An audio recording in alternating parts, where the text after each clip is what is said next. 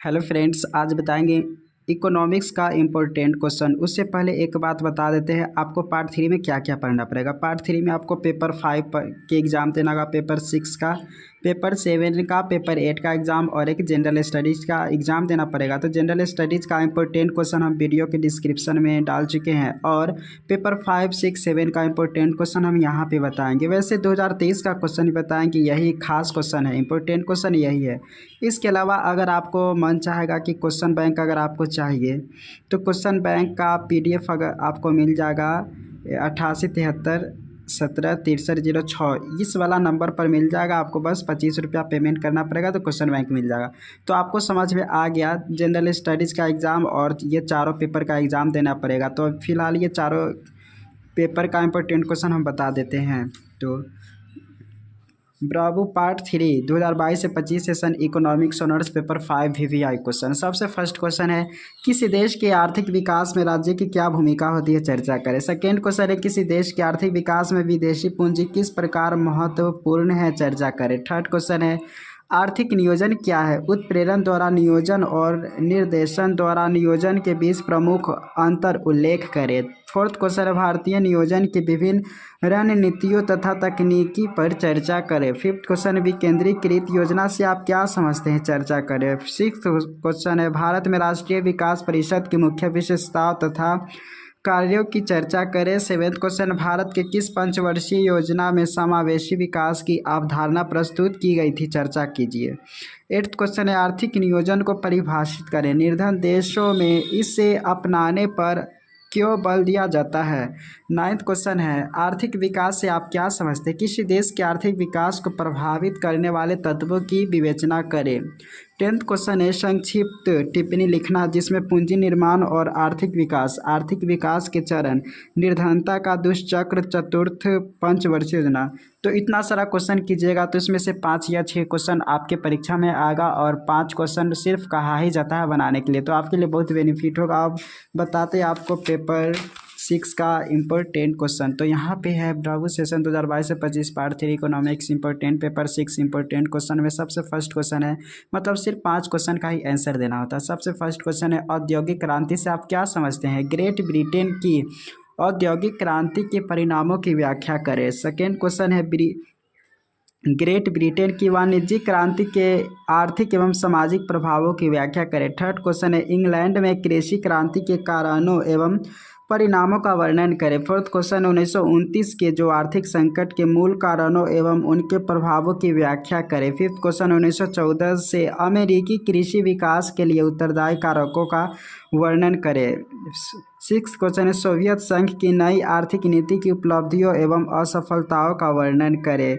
Seventh question है, कैची संकट से आप क्या समझते हैं, इस संकट से उबरने के लिए सरकार ने क्या उपाय अपनाया, कैची संकट से क्या समझते हैं, इसके बारे में। फिर है, मेइजी पुनः स्थापना से आप क्या समझते हैं, जापान में मेइजी पुनः स्थापना के कारण बताते हुए सामाजिक एवं आर्थिक परिवर्तन की व्याख्या करें। नाइन्थ क्वेश्चन, 1914 से जापान में औद्योगिक विकास का वर्णन करें। टेंथ क्वेश्चन, निम्नलिखित में से किन्हीं दो पर संक्षिप्त टिप्पणी लिखना है। ये है, कृषि के समूहीकरण, फिर है सामरिक साम्यवाद, प्रशुल्क नीति, जापान की अर्थव्यवस्था में लघु उद्योगों की भूमिका को। इस तरीके से यहाँ पे हमने बता दिया पेपर 6 का इम्पोर्टेंट क्वेश्चन। अब पेपर 7 का इम्पोर्टेंट क्वेश्चन बताते हैं। इसमें ज़्यादातर मैथमेटिक्स का सवाल है, फिर भी इजी ही रहते हैं, ज़्यादा खास भारी नहीं रहता है। जैसे पहला क्वेश्चन है कि जांच के विभिन्न प्रतिचयन विधियों का वर्णन करें।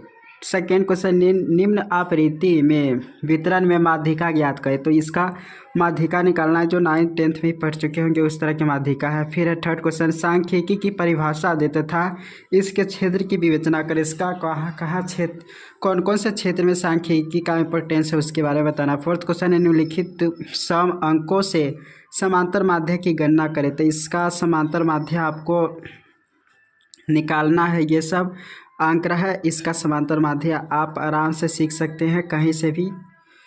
फिर उसके बाद है क्वेश्चन फिफ्थ क्वेश्चन है, सहसंबंध गुणांक से आप क्या समझते हैं, निम्न आंकड़ों से सहसंबंध गुणांक की गणना करें। तो यहाँ पे सहसंबंध आपको निकालना है, ये क्वेश्चन है। तो बता चुके हैं कि मैथमेटिक्स वाला ज़्यादातर इसमें आते हैं। तो इस तरह के ये क्वेश्चन आपको है और ये बनाना है। देन उसके बाद 6 क्वेश्चन, निम्न आंकड़ों से प्रमाप विचलन ज्ञात करें। प्रमाप विचलन ज्ञात करना है, जिसमें ये आपका क्वेश्चन है, प्रमाप विचलन निकालना है। तो जनरली ये आंकड़ा नहीं बल्कि आपको क्या इंपॉर्टेंस है, प्रमाप विचलन सीख लीजिए। फिर उसके बाद सहसंबंध गुणांक कैसे निकाला जाता है ये आप सीख लीजिए। फिर समांतर माध्य कैसे निकाला जाता है ये सीख लीजिए। माध्यिका कैसे निकाला जाता है ये आपको सीखना, बल्कि ये आंकड़ा इंपॉर्टेंस नहीं है, बल्कि जो इम्पोर्टेंट है वह प्रमाप विचलन और सहसंबंध ये सब आपको इम्पोर्टेंस है। फिर उसके बाद है 7वें क्वेश्चन की प्राथमिक तथा द्वितीयक समअंकों में अंतर स्पष्ट करें। प्राथमिक समअंकों के संकलित करने की विभिन्न विधियों की व्याख्या करें। ये खास है, इसमें जो लिखा हुआ वो आप कर सकते हैं। फिर उसके बाद 8वां क्वेश्चन है कि निम्नलिखित समअंक में से जो शहर के कार्यरत वर्ग के उपभोक्ता मूल्य निर्देशक से संबंधित 2004 के आधार पर मानकर 2008 के लिए निर्देशांक की गणना करें। तो ये भी आप सीख लीजिए, क्योंकि इकोनॉमिक्स मेरा ऑनर्स नहीं था इसलिए नहीं आता, लेकिन आपको बस इस तरह के क्वेश्चन को सीख लीजिए।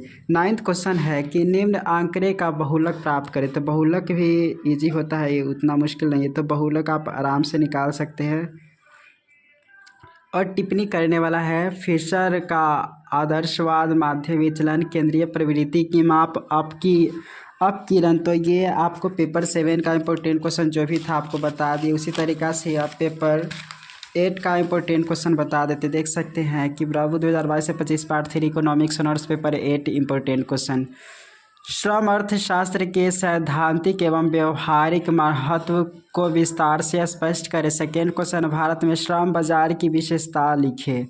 थर्ड क्वेश्चन, भारतीय उद्योगों में श्रमिकों के भर्ती के लिए प्रयुक्त विभिन्न रीतियों की सापेक्षिक उपयोगिता का उल्लेख करें। फोर्थ क्वेश्चन है, कार्य की दिशाएं शब्द का क्या अभिप्राय है। कार्य की दशाएं शब्द का क्या अभिप्राय है। कार्य की बुरी दशाएं श्रमिकों के स्वास्थ्य एवं कार्य क्षमता को किस प्रकार प्रभावित करती है, ये आपको लिखना। फिर फिफ्थ क्वेश्चन है, सामूहिक सौदेबाजी को औद्योगिक शांति के लिए सर्वोत्तम विचारधारा क्यों माना जाता है। भारत में इसकी क्या स्थिति है। सिक्स क्वेश्चन है, औद्योगिक अशांति या विवादों के कारणों की स्वतंत्रता प्राप्ति के समय से भारतीय परिस्थितियों के संदर्भ में व्याख्या करें। सेवेंथ क्वेश्चन है, श्रम संघों के उद्देश्यों की विवेचना करें। इन उद्देश्यों की पूर्ति के लिए वे कौन कौन तरीके अपनाते हैं।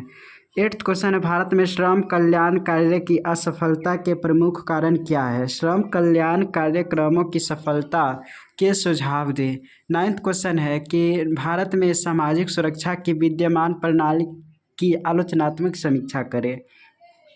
उसके बाद लास्ट में टिप्पणी करने वाला है। टिप्पणी करने वाला में है जिसमें सेवा नियोजन कार्यालय या रोजगार दफ्तर, फिर है सेकेंड प्रबंध में श्रमिकों की भागीदारी विचारधारा के लाभ। तो ये इतना सारा क्वेश्चन है और टोटल लगभग 40 क्वेश्चन बताए हैं। 40 क्वेश्चन में से आपको टोटल 20 का आंसर देना पड़ेगा चारों पेपर मिलाकर, और उस 20 क्वेश्चन में से करीब ज़रूर इसी 40 में से 20-25 क्वेश्चन आपके परीक्षा में आएगा। और जनरल स्टडीज़ का तो बता चुके हैं, डिस्क्रिप्शन में वीडियो का लिंक है, वहाँ से देख लीजिए। अगर नहीं मिले तो कमेंट करेंगे तो आपको उस कमेंट का रिप्लाई आपको उस लिंक के द्वारा दे देंगे। कुछ और सुझाव देना चाहते हैं या कुछ बात पूछना चाहते हैं तो कमेंट करें। Thank you.